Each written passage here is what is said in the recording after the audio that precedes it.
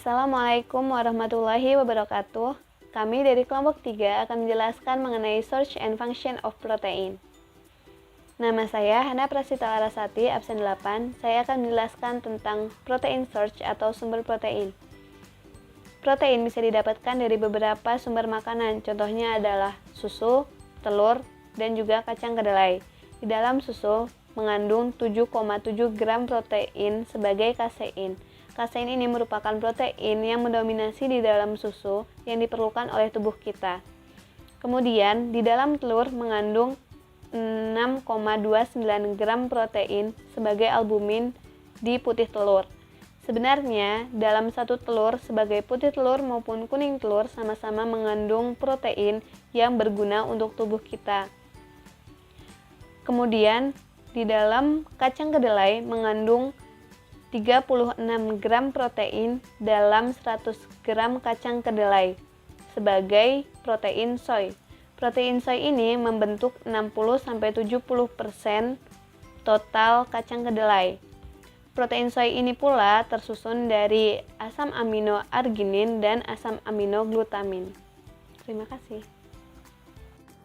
Nama saya Raffi Pratama Setiawan, saya absen 26. Kali ini saya akan menjelaskan tentang struktur dan contoh dari protein. Hampir seluruh bagian dari tubuh manusia tersusun oleh protein.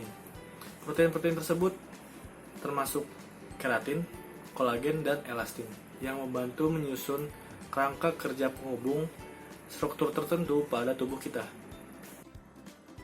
Contohnya adalah kolagen. Kolagen merupakan salah satu protein penyusun tubuh manusia. Keberadaannya kurang lebih sekitar 30% dari seluruh protein yang terdapat pada tubuh manusia. Kolagen merupakan protein struktural utama dalam matriks ekstraseluler di berbagai jaringan ikat pada tubuh manusia. Kolagen dapat ditemukan pada gigi, tulang, kulit, dan otot. Nama saya Sulhan Maulana. Di sini saya akan menjelaskan tentang fungsi berikutnya dari protein, yaitu sebagai antibodi. Antibodi merupakan protein yang dihasilkan oleh sistem imun akibat adanya antigen. Antibodi ini biasa disebut juga sebagai imunoglobulin. Struktur dari imunoglobulin yaitu berbentuk huruf Y yang tersusun dari 4 polipeptida. 4 polipeptida ini terdiri dari 2 rantai pendek dan 2 rantai panjang. Keempat polipeptida ini juga dihubungkan oleh jembatan disulfida atau disulfide bridge. Imunoglobulin mempunyai struktur yang spesifik terhadap antigen yang akan diikatnya. Mekanisme kerja dari imunoglobulin ini hampir mirip seperti sistem Locke-Henki yang ada pada enzim, yaitu dengan cara mengikat antigen yang mempunyai bentuk yang sesuai dengan bentuk dari si antibodinya ini. Beberapa ikatan yang terdapat dalam interaksi antara antibodi dengan antigen diantaranya yaitu ionic bond, hydrogen bonding, hydrophobic interaction, dan van der Waals, ikatan van der Waals.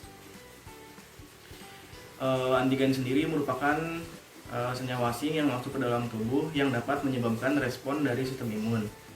Beberapa contoh antigen diantaranya yaitu virus, bakteri, maupun jamur, atau juga dapat berupa benda mati seperti racun, senyawa kimia, dan lain-lain. Terima kasih. Nama saya Nadila Baik akan menjelaskan tentang enzim. Enzim merupakan protein yang terdapat dalam tubuh yang berfungsi sebagai katalis dalam tubuh. Nah, model kunci dan gembok pada protein. Model ini protein akan berbentuk tertentu sehingga substrat yang cocok juga tertentu. Nah, seperti kunci dan gembok. Terus pada sekarang telah diperbarui dan disebut dengan induced feed. Nah, di mana situs akan berubah bentuk jika dia telah menemukan media yang cocok. Nah, jika posisinya telah tepat, dia akan memulai katalis. Saya akan membahas tentang tripsin. Nah, tripsin itu merupakan enzim yang diproduksi oleh pankreas ya, dalam tidak aktif atau sering disebut dengan tripsinogen, lalu dibawa ke usus kecil lalu diaktifkan menjadi tripsin. Mungkin sekian dari saya. Assalamualaikum warahmatullahi wabarakatuh. Lutfi Halila, saya akan menjelaskan tentang hormon. Nah, apa itu hormon? Hormon adalah protein yang berfungsi sebagai pembawa pesan, mengendalikan, dan mengordinasi aktivitas di seluruh tubuh. Nah, hormon diperoleh dari sistem endokrin, yaitu jaringan kelenjar yang berfungsi untuk menghasilkan hormon dan dikeluarkan melalui aliran darah. Hormon hanya dapat mempengaruhi sel-sel tertentu yang disebut dengan sel target. Nah, sel target itu dapat dipengaruhi oleh hormon karena memiliki reseptor yang spesifik. Jadi, hormon akan berikat dengan reseptor apabila cocok dan akan menghasilkan perubahan. Contohnya adalah hormon insulin. Ketika kita makan, maka makanan tersebut akan dicerna dalam tubuh dan menghasilkan glukosa. Glukosa akan mengalir melalui aliran darah. Lalu, ketika terjadi peningkatan dari glukosa, maka kelenjar pankreas akan menghasilkan hormon insulin. Dan hormon insulin tersebut akan mencari sel targetnya. Dan ketika hormon insulin bertemu dengan reseptor yang baik, yang cocok, maka hormon insulin tersebut akan mengikat seperti lock and key. Dan dia akan membantu glukosa untuk masuk ke dalam sel target sehingga hormon insulin dapat mengendalikan konsentrasi gula darah. Nama saya Muhammad Akil Fadlil Azim. Saya akan menjelaskan fungsi protein sebagai penyimpan dan sebagai transport.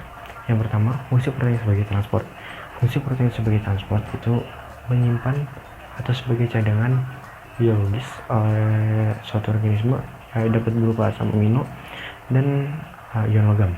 Beberapa menyimpan asam amino. Asam amino tersebut digunakan untuk pengembangan embrio pada hewan atau pada tumbuhan.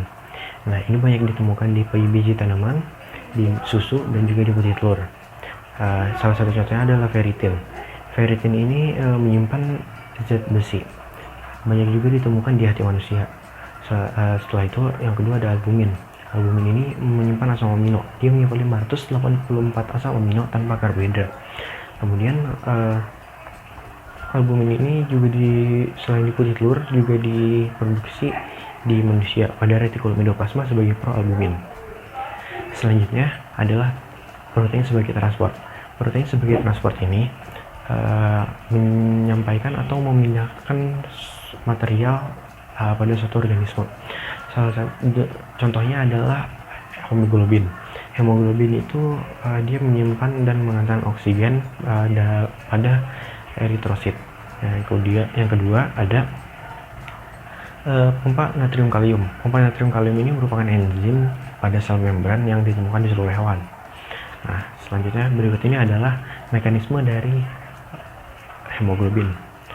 Pertama, oksigen diikat oleh hemoglobin. Kemudian hemoglobin setelah terjadi ikatan dengan oksigen akan mengantarkan oksigen ke tempat yang dibutuhkan, kemudian akan melepaskan oksigen tersebut. Kemudian yang berikutnya adalah mekanisme dari pompa natrium kalium. Pompa natrium kalium ini dilakukan oleh sel membran. Sel membran setelah mengikat ATP, kemudian dia akan mengikat 3 ion natrium. Nah, ion natrium ini akan dilepaskan keluar dengan bantuan ATP sebagai energi. Setelah itu, setelah ion natrium dilepaskan, pompa akan mengikat 2 ion kalium yang kemudian akan dilepaskan ke bagian dalam. Proses ini terjadi secara berulang dan terus-menerus. Sekian yang dapat saya sampaikan dari protein sebagai penyimpan dan sebagai transport. Terima kasih.